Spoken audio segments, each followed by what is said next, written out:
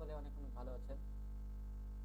গত ভিডিওতে আমরা শিখেছিলাম কি করে আমরা অ্যাপ ডাউনলোড এবং ইনস্টল দিতে পারি তিনটা মাধ্যমে: ক্রোম, তারপর ব্লু স্ট্যাক এবং হচ্ছে এমএস স্টোর।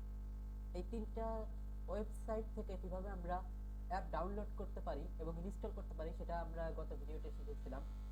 এবার আজকে আমরা আরও একটি অত্যন্ত গুরুত্বপূর্ণ বিষয় নিয়ে আলোচনা করব, সেটা হচ্ছে অ্যাপ আনইনস্টল। আমরা অ্যাপ অনেকেই ইনস্টল করতে পারি, ইনস্টল করে রেখে দিই। অনেকে হয়তো যে অনেক দিন ধরে পিসি ব্যবহার করছে, একটা পিসি অনেক দিন ধরে ব্যবহার করছে, সেখানে কিন্তু অনেক অ্যাপ ফাইল ইনস্টল ডাউনলোড হয়ে গেছে, হয়ে জমা রয়েছে।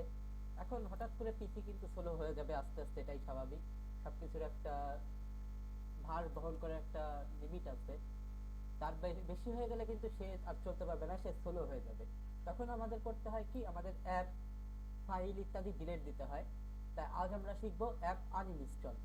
আমরা কিভাবে অ্যাপ আনইনস্টল দিব সেটা আমরা কয়েকটি মাধ্যমে শিখব।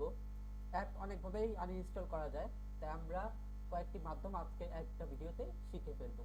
তাই অবশ্যই ভিডিওটি শেষ পর্যন্ত দেখবেন, অবশ্যই গুরুত্বপূর্ণ ভিডিও।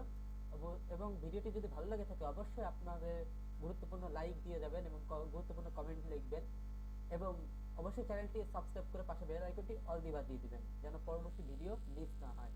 অবশ্যই ভিডিওটি শেয়ার করে দেবেন যেন বন্ধুরা একটু হলেও উপকৃত হয়। তাহলে চলুন আজকে ভিডিওটি শুরু করা যাক। প্রথমে আমরা যেই পদ্ধতিটা দেখব সেটা হচ্ছে শর্টকাট পদ্ধতি, যেটা আমরা সরাসরি এখান থেকেই করতে পারি। এই দেখুন, আমাদের যে অ্যাপ লিস্ট আছে এখান থেকেই আমরা সরাসরি আনইনস্টল করতে পারি। সেটার জন্য একটি শর্ত আছে, সেটা হচ্ছে আমাদের অবশ্যই সেই অ্যাপটি এমএস স্টোর থেকে ইনস্টল করা থাকতে হবে। যদি এমএস স্টোর থেকে যদি ইনস্টল করা থাকে, সেটা আমরা চাইলে সরাসরি আনইনস্টল করতে পারি। এটা হচ্ছে একটা পদ্ধতি এমএস স্টোরের।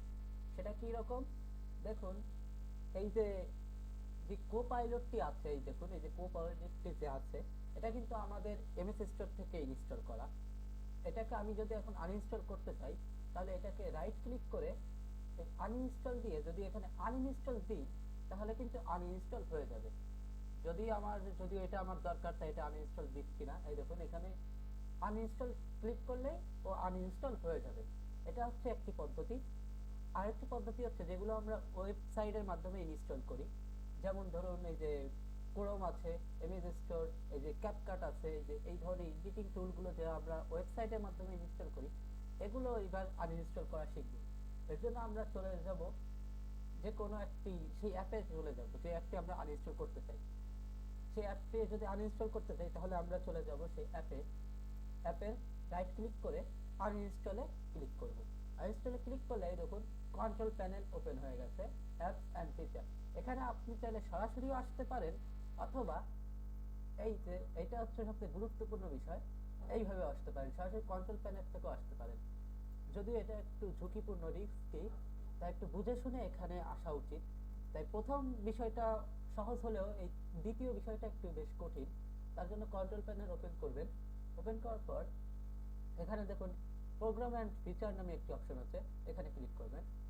আপনি এই পর্যন্ত যতগুলো অ্যাপ ডাউনলোড করে ইনস্টল করেছেন আপনার পিসিতে, সব অ্যাপ লিস্ট এখানে পেয়ে যাবেন, যেগুলো আর কি ক্রোম বা অন্য কোনো মাধ্যম থেকে।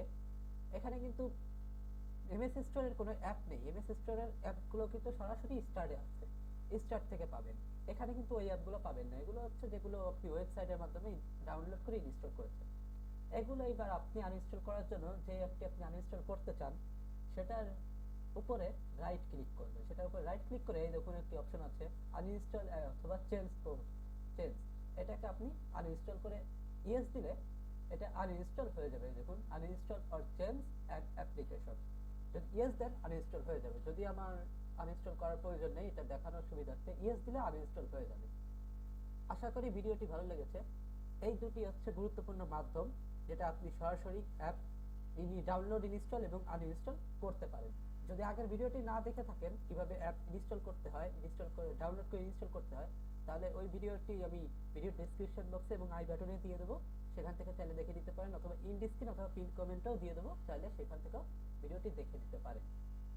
আশা করি আজকে ভিডিওটি ভালো লেগেছে। যদি ভিডিওটি ভালো লেগে থাকে অবশ্যই একটি লাইক, কমেন্ট, শেয়ার দিয়ে যাবেন।